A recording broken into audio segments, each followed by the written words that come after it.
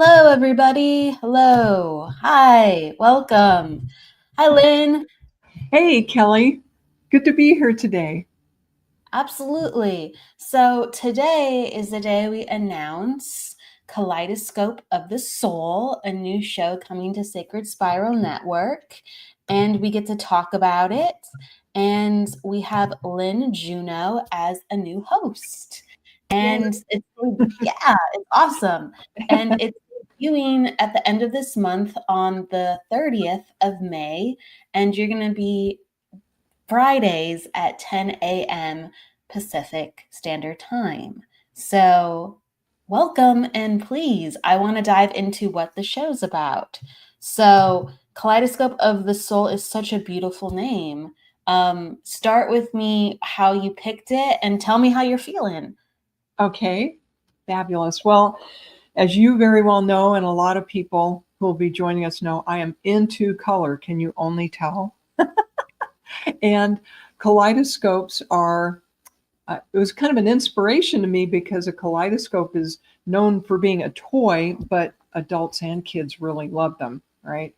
And a kaleidoscope takes a regular view. Oh, let me show them a kaleidoscope. For the few of you who may not have encountered a kaleidoscope, they're a long tubular thing, kind of like a telescope, right?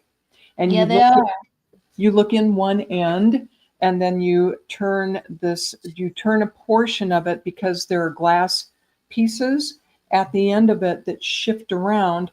And when they do, if they are colored pieces, they produce these wonderful patterns and shapes and very, very entertaining. And in researching Kaleidoscope a little bit, Jennifer Rose has joined us, and Fran and Nancy. Hi, everybody, and Courtney. Nancy, Fran, and So Courtney. And we got some other people in the house. So if you want fabulous. to say hi, everybody, let us know. Thank you. Thank you. So, on the subject of kaleidoscopes, there are the types that look like artwork at the end, but there are also telekaleidoscopes where you look at regular scenery or an object in front of you. And because of those glass mirrors in the end of it, they make these wonderful patterns out of the most ordinary things, Oh, right? they're beautiful. And people are saying congratulations to you, Lynn, Nancy, and Jennifer. Nancy.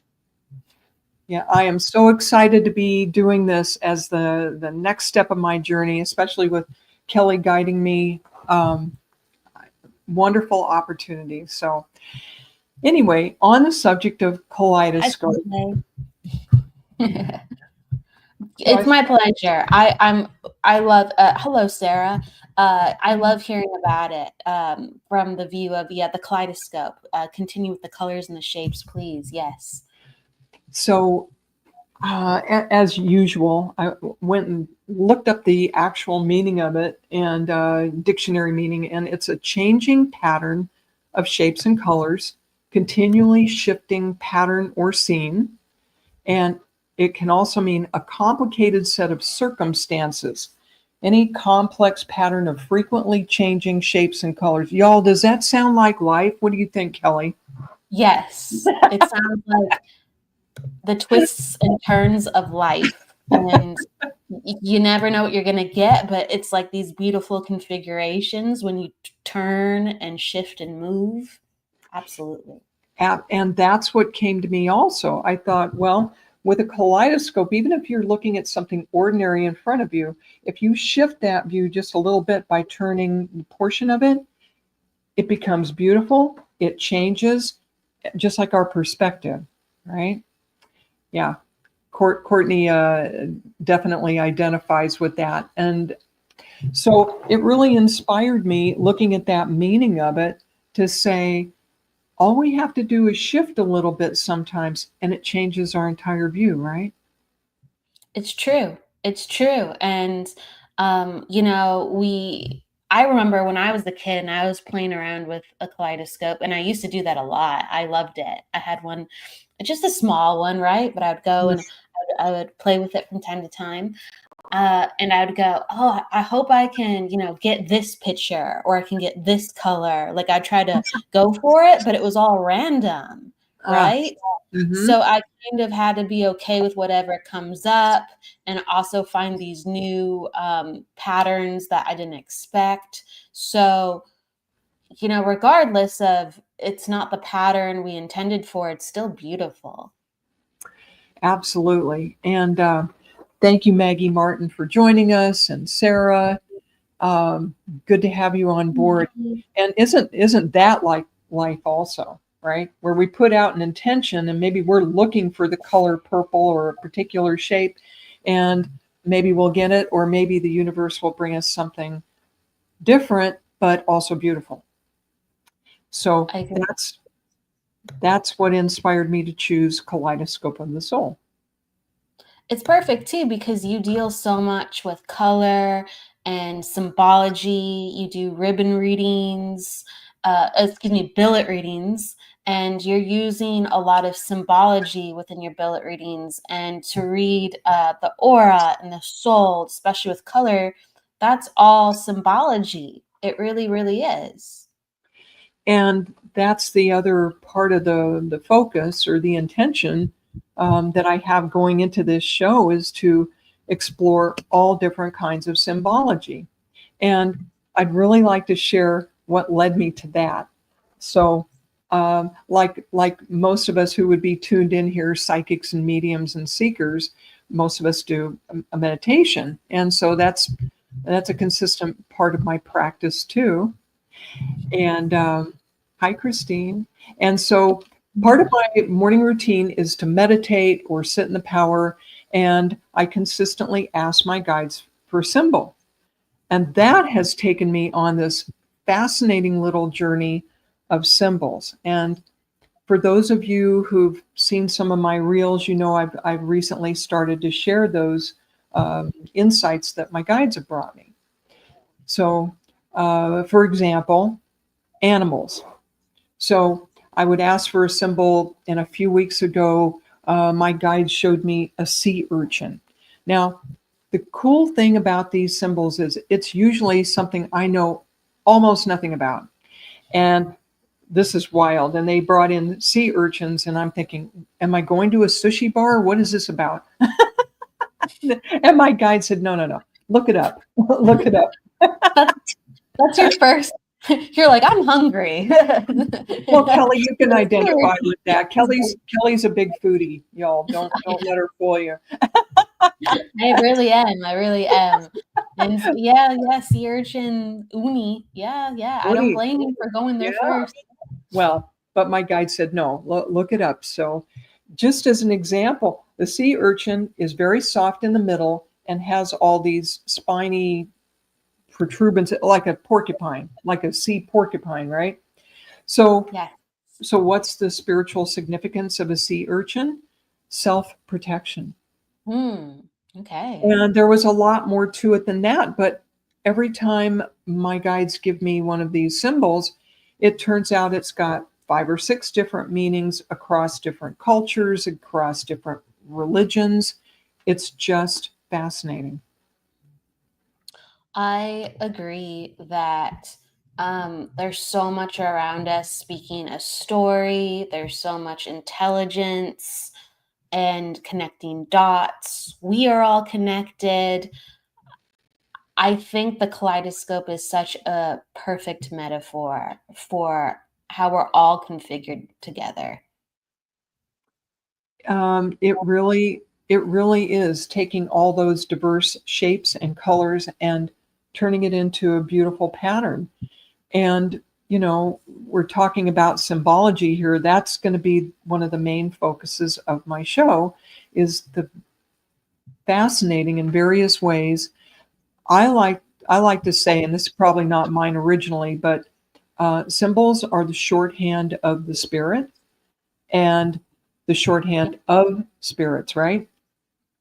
Yeah, I Because believe. if they're trying to get a point across to us quickly and efficiently, hi, Susan Kramer. Hello, Christine Mulvaney.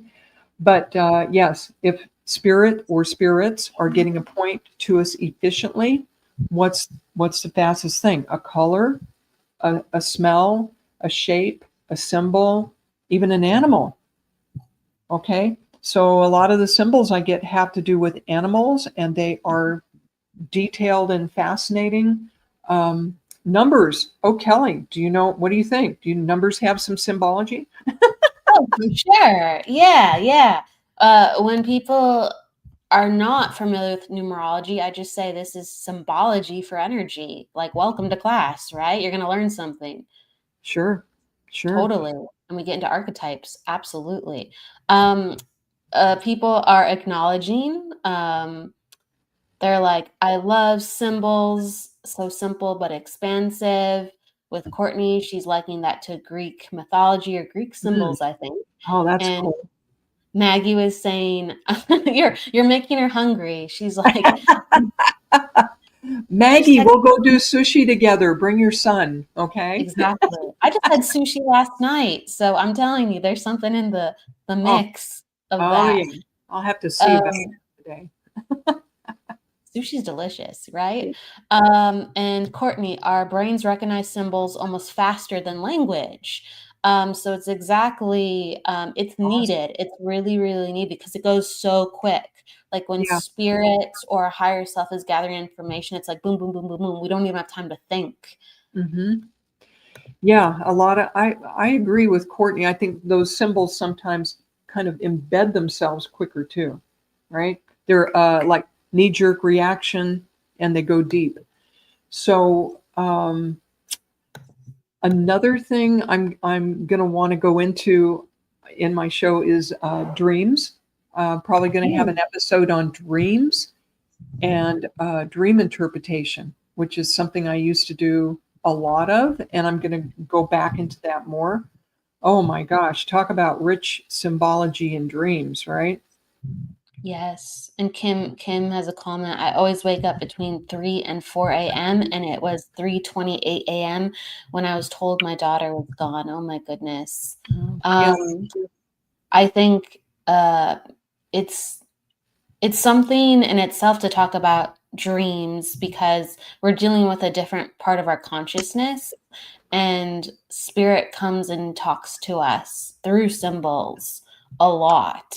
Like we wake up and we go, what is that? Or we wake up and go, was that, my child or my grandpa? And show me a sign which this is real. Sometimes, we're not sure about the feeling. Right, Um, right. One of the things I've noticed too, I don't know if you've tested this out also, Kelly, but at points where I'm confused, maybe trying to make a decision, I'll ask for source or spirit to show me a sign, right? yes. At which point I usually fasten my seatbelt and go, okay, make it a gentle sign, please. Uh-oh. You never know. Not the 2x4. No, no, no. Just a gentle sign. But it is amazing how effective that is. A lot of the time, all we have to do is ask, right? Yes. All we have to do is ask. And a lot of us, we're so busy within our day that the spirit world or our higher self is using the dream realm for us to, metaphorically wake up and pay attention because we are getting distracted by our phones and the multitude of things around us. And so it is really important to have stillness and quiet. I also want to highlight why we're talking about some of these things because Lynn, you're going to have a show where we talk about these topics and welcome the discussion, but also a reading show where you get to read others and their energy, and you'll be working with like the color work and the totems. And I'm sure people are going to be excited to be connected to your perspective as a reader as well. Thank you, Kelly. Yeah, next Friday when I have my first show, I will be doing live readings. And one of the things that I'm delving into now, just recently, is ribbon readings. And I have these beautiful 2-inch colored ribbons that I feel inspired to draw for people. And that will also, I'll do that separately and maybe also in combination with oracle cards. There's, like most divination, it's very flexible as far as how we use these things. But anything to do with color is sure in my wheelhouse. So I will be doing readings next week. That's really cool. That's really cool. I'm excited.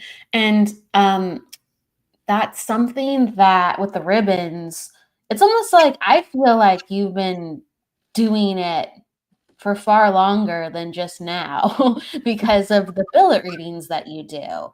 And can you explain that too as well? Because that's something special you bring to the table. Yeah, thanks. I'll be glad to. So, my billet readings, it's a very old school spiritualist method of doing readings, and what I do is create these small scraps of paper before my event, and I take a Sharpie and draw numbers on them, and then I fold them up. And then when people come to my event, they draw one of these pieces of paper, put it next to their skin while I'm doing my opening remarks. And then when I'm ready to do readings, we gather them up and I go to the front of the room and look at the number and then put on a blindfold. So everyone in the audience knows to keep quiet and not be letting me know what number they have until everybody's been read and they give me feedback. But what I do is I hold these pieces of paper and get the energy that people have left on them. It's psychometry. So I do the readings from those, but I do it blindfolded, which is, people think that's magical, but it's actually easier. It can be sometimes. It depends. Yes. No, I think most times it's easier with certain styles, especially. And I think when we're online and we can't see anyone, it is exactly like a blindfolded reading. Honestly, you're just connected to whether it's their name. That's just like Mhm. I've chosen the billet for you, and away I go. I've chosen, you're getting people live. You have 10, 20 people to choose from, and you're going, I'm going with this because I feel drawn here. And it's such an interesting thing when we're reading online because we do have to trust our senses so much, our inner senses, just like Yeah. being blindfolded, doing a billet reading. Um, I love Susan. What she says, I can totally recommend Lynne for Hi, healing Susan. and readings. She's incredible. So shout out Susan. And then Susan asks, I had a reading that showed me yellow ribbons. Do you know what this means? Well, okay, so briefly, since I'm not actually doing readings today, but there's an old song, Tie a Yellow Ribbon Round the Old Oak Tree. So it's kind of, it can mean a homecoming. And the other meaning I would attach to that is yellow is intellectual stimulation and also personal power. It has to do with the solar plexus. So I'd say those are a good positive signs, Susan, that you've got some creative ideas coming in. That's what I'd say. Kelly, my gardeners are here. Let me go close. They're, I'm sorry, y'all. The machinery is making me nuts. Well, They were supposed to be done. I'll be right back. that's funny. You never know what's going to happen on a live show. Um, Huh? she's around. Lynn's right here. But ribbon readings are so interesting because you might get the color yellow, but the reader is going to bring forth what they can see from the vibration of the yellow. They have chosen the vibration of the yellow out of any other color in front of them, whether they picked it blindfolded or they went, this is the color for you. And that yellow tells a story of your energy. So Lynne might tell the story differently. I might tell the story differently, but we're going to get a lot of crossovers or some exacts. That's for sure. So yellow, sometimes people have different symbology for yellow. There is that too. It depends if the symbology is the same. But yellow in itself, Lynne highlighted some of it. It's intellectual, it's will, it's force. It's how you get your ideas out, the mechanism of it. And so you'll see it a lot of times on people with communications, teachers, like Lynn was saying. So crossover. Oh, you're back. Hey, should I take you off Here for a I second? am. Yes. Where did I go for a second there? Well, you left, and sometimes I don't display the empty chair, so I'll take you off and put you right back on when you're back.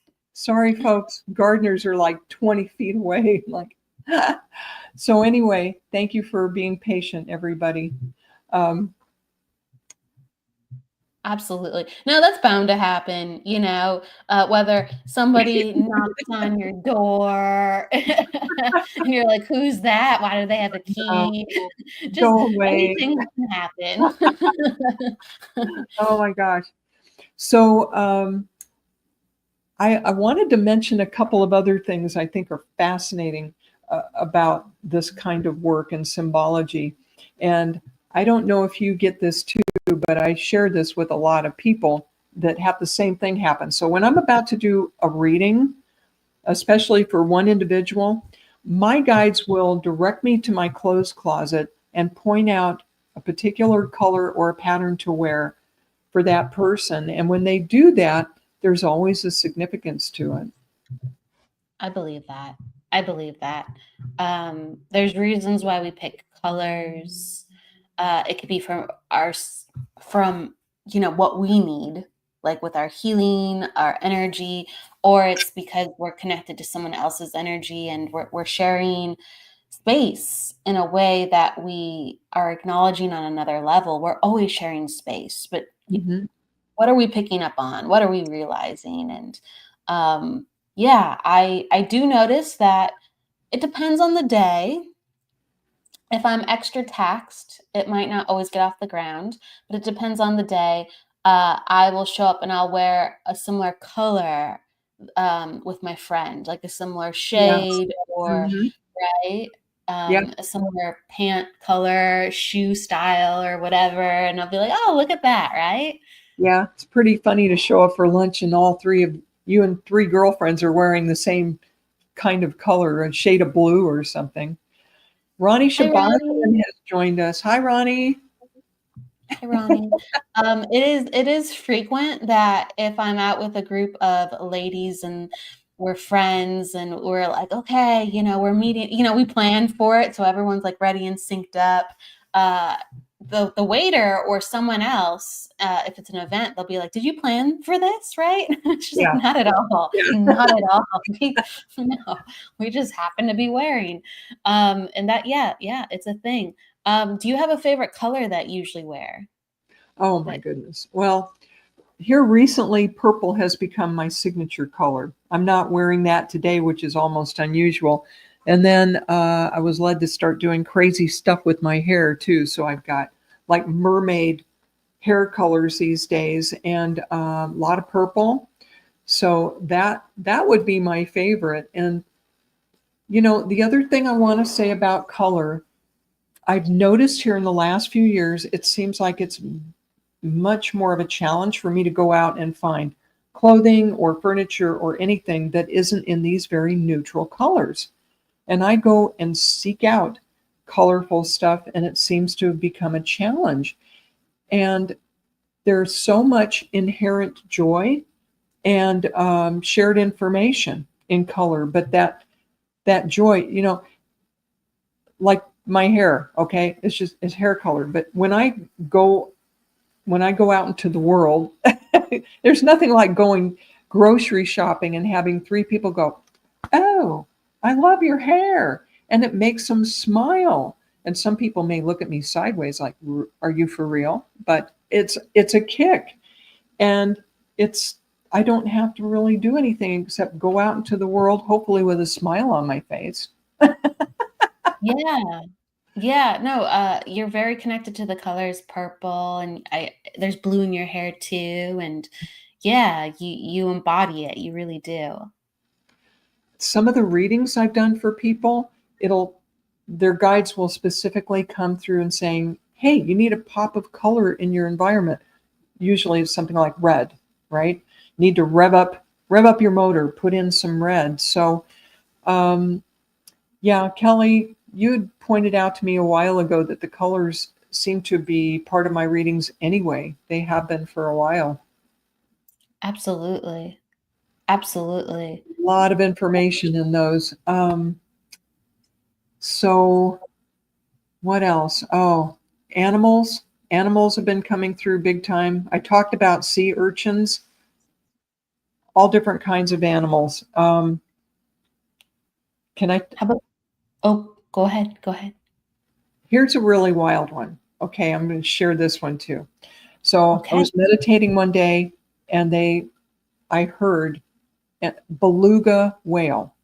Okay, I don't really know about whales. I know they're massive, intelligent creatures, and there's different species of whales, but I barely knew the name beluga whale. And once again, my guide said, look it up. And I was just blown away at how much spiritual meaning there was for that. In particular, the beluga whale is thought to be a connector between our physical world and the higher realms. So I'm looking forward to continuing to bring forward that kind of information, things that it would be easy to say, oh, yeah, that's interesting, or I saw this animal today. Especially if you live in an urban place like I do now, Yeah. whatever animals I see become more and more significant to me.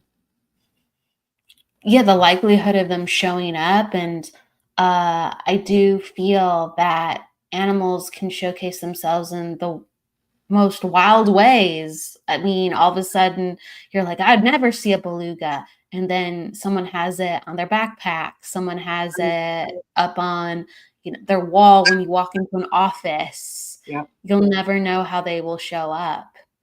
So there's that synchronicity again, which is great validation, right? It wasn't just a random thing that happened. Oh, beluga whale, well, whatever. And then when you see it 3 more times in a day, you go, okay, I hear you. Loud and clear, yeah. Animal totems, colors, and even with the aura, do you focus on the color aspects of the aura, or do you do any other aura work, if I may ask too, with that? I've only really dipped my toes in the water as far as aura work, but the information comes to me very spontaneously. And um, it shows up as physical information, not that I diagnose, but medical type concerns, what's going on with the physical body, especially. I see Michelle Olivier has joined us from Canada. Welcome, Michelle. Welcome, Michelle. And she says, I hope you're having an awesome day so fart. Yes, we are. Thank you. Thank you for the good vibes. Indeed. And Mort Ali says hi too as well. Hello, Mort. Hi there. Up top.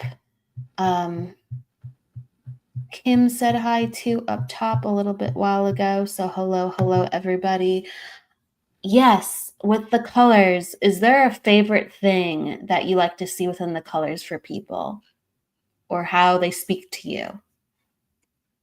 The main thing I hope to see when I see people's colors is that they look vibrant and rather clear and healthy.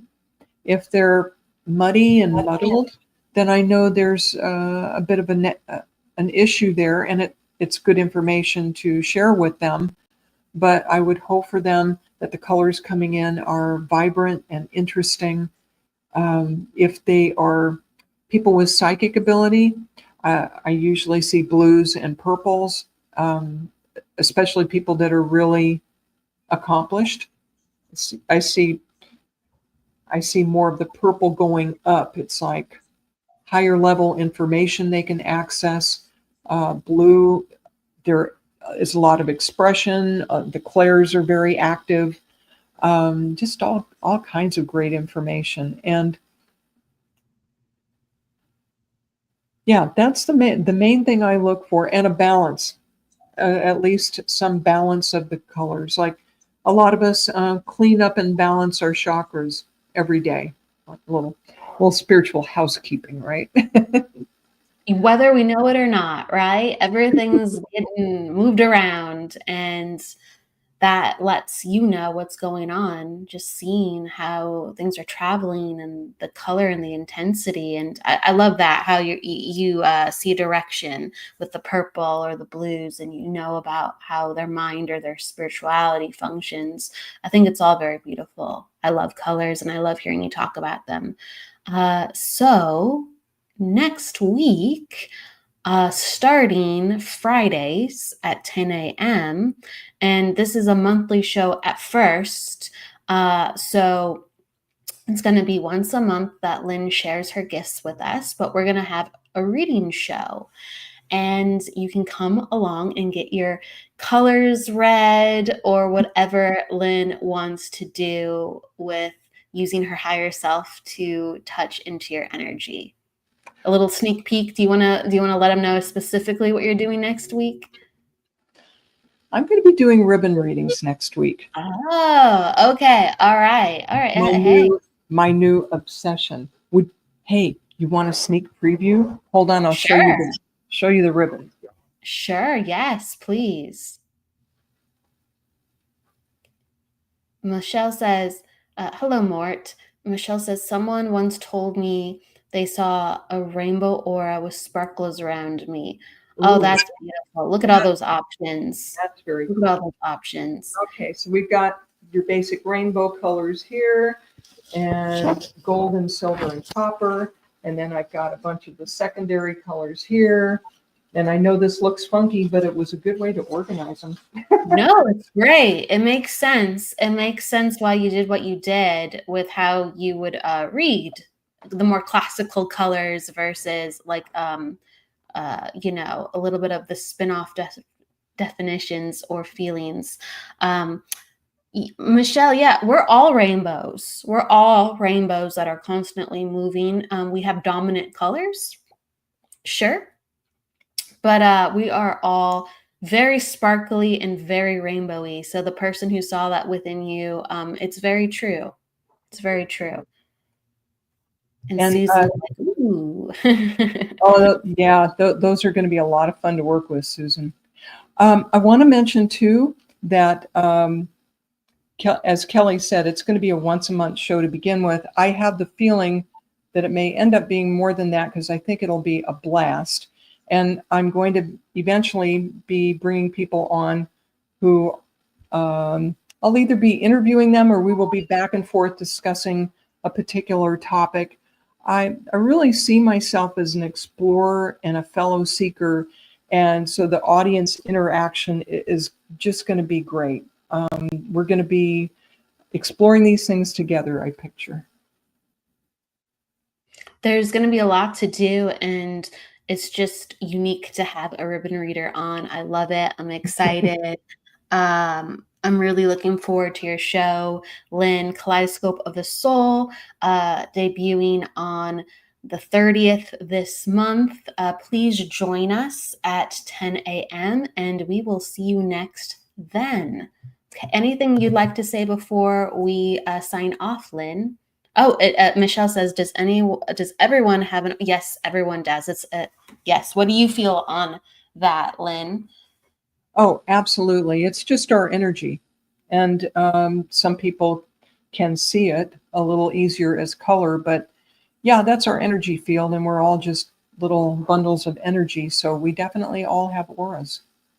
If you're alive, you have one. If someone's an alive, sentient being, they have one. Absolutely. It's the expression of the life force and our spiritual force. I love it. Yes, but please, you get the last word. Is there anything you'd like to say before we depart? There's Michael Christopher coming in under the wire. Hi, Michael. Thank you. You just made it, Michael. Just made it. Just want to thank everybody who joined us today. If you help us spread the word about this new show, highly appreciated, and it's going to be a blast. It's going to be so much fun. So please join me next Friday, 10 o'clock Pacific.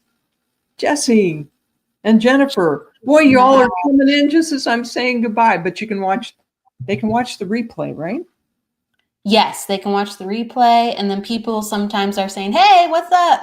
They like to jump on them before you go. Courtney, thank you. Thank you for coming. Um, Again, Jennifer says congratulations. Michelle, yes, anything that is living has life force energy and an aura. And you believe that too, Lynn? Absolutely. Trees, plants. I don't know about rocks. They have energy, but I don't know about auras. But living beings, yep, they all do. They have an electromagnetic field, and some consider some crystal formations to be sentient. I don't. That's going down the rabbit hole a little bit with what's possible and what's maybe not as conventional, but who knows, right? And Susan, I love this. Susan said, "Hey, your show is at 6 p.m. UK as well as 10 a.m. Pacific when everyone decides to come around. We have a nice Thank you, UK audience." Susan. And Miss Jennifer Rose, welcome, welcome. And we'll see you all next week, hopefully. Yes, take it. More than hopefully. I love it. You crack me up, Lynn. Y'all be there. Yes, exactly. Please be there. Take care. Thank you, Jesse, Jennifer, Susan, Michelle. Jesse says congrats. Michelle says thanks for sharing your time and ability with all of us. Just we have such a beautiful community here. We really, really do. Okay. So signing off. See you soon. Take care, everybody. Bye-bye, everybody. Bye.